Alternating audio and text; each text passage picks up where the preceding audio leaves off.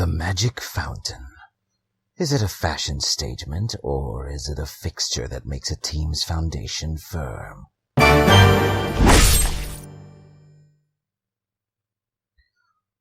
Welcome to my lair. My name is Obendrath.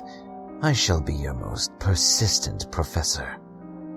It would seem that I have gone to sleep for quite some time, but I assure you that I have returned. My eyes can dart about, my passages are clear, and my hair shimmers like the stars at the night of a breakup. Powerful forces like that of a gas grenade driving me out of a foxhole have beckoned me to this mortal plane. So let us once again delve into the wild world of Dragon Tamer. I was supposed to create a longer video on Mystic Mountain that will follow an episodic format, but to herald my return to YouTube, I thought I'd opt for something simpler, a guide video. The Mystic Mountain video, for those who are curious, will be a story about love and war, much less a guide video and more of a dramatization of what goes on in its salt-covered peaks. I mean, snow-covered peaks. It will take a while, yes, but for now, let's talk about the magic fountain.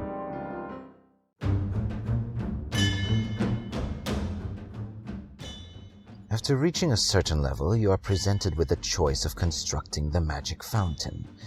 This mysterious monument possesses a plethora of properties still unknown to many a tamer.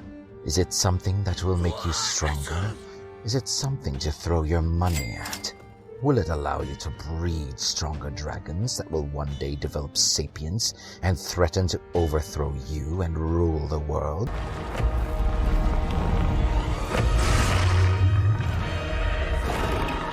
Thankfully for you, I'll be here to explain how this all works. Possessing this powerful pagoda will require some maintenance. The best way you can approach this is by sacrificing any duplicate dragons at the space-time altar and using their shards to upgrade your dragons. Their memories, their consciousness, their very existence will be broken down into tiny energies that will empower that one dragon you have. As it goes in Highlander, there can be only one.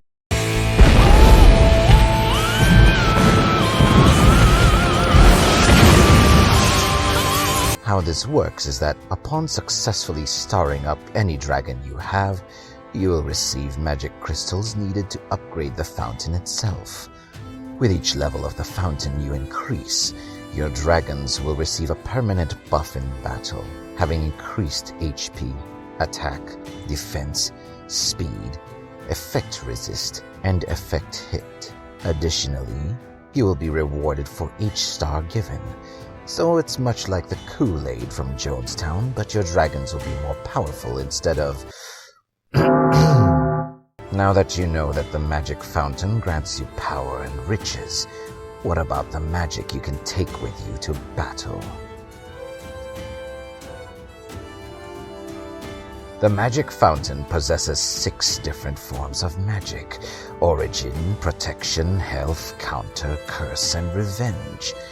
The use of any of these magics is purely to the tamer's strategic selections. To make use of the magic, simply tap the magic icon at the team composition menu. There you will be presented with the different magics that you have unlocked. The magic used is permanent in every battle but can be rendered null if any of your dragons get disarmed. Without further ado, let's talk about what each magic does. Origin is the first type of magic you unlock. It comes with the fountain. With every hit any of your dragons sustain, all of the skills of the damaged dragons refresh by 1 turn.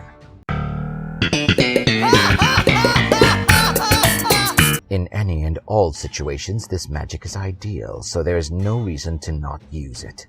Think of it as your dragon clenching its sphincter with each hit, waiting to just lash out at its enemies when it's ready. Protection is ideal if you're looking to play defensively. For 3 turns, all of your dragons will have a shield and increased effect resistance, quite useful if you're up against disablers like Bone. or your ex. Health is another kind of magic that can be used for general play. It's better used with healers, however, since your dragons recover a tiny percentage of health every time it's their turn. This can keep your team from dying out so quickly because now they're fortified with vitamins and minerals. Counter is much like protection, but can be used offensively as well.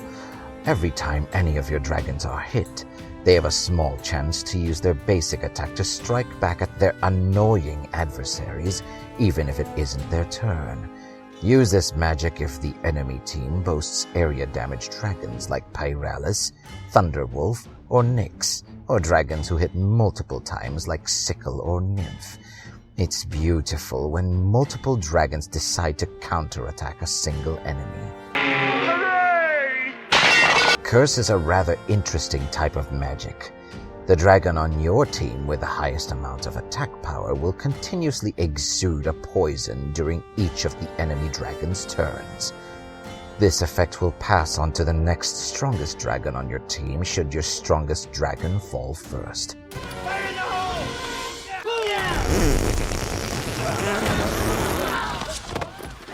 It'll do. Lastly, there is revenge, my favorite kind of magic. For every dragon that falls in battle, each surviving dragon will receive a permanent attack buff.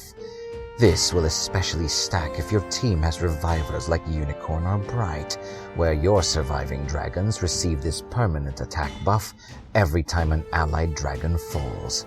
This gives your dragons an edge in a losing fight, but always remember that it does not make them unstoppable. You have now learned how to make use of the powerful magic fountain and its features.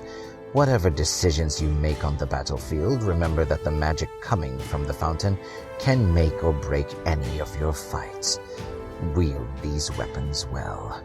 If you'd like to see more content like this, thwack that thumbs up, smite that subscribe button, and bash that bell. Until we meet again.